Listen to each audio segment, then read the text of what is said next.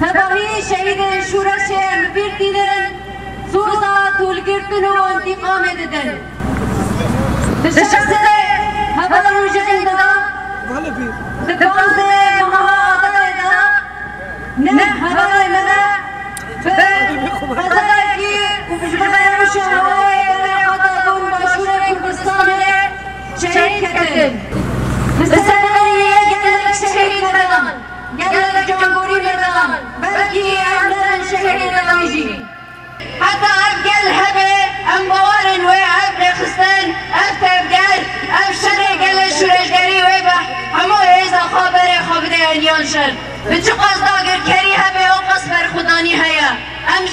ریبر خواه جریبر آب و پیری چاندا بر خدانی بونه اوه بر خدانی وکر ناس نمایا مبه دبه معنی دا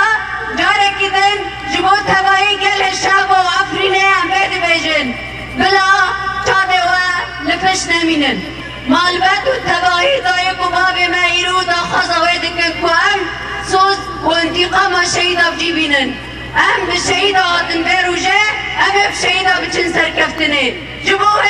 سر گل مجی تبایی گلک برن به دبن برف و باران دا اگر امیر و جنازه خورا دکن افته مانه کو مخا کلیتی روح سرکفتنه و شرع شورشگری کریا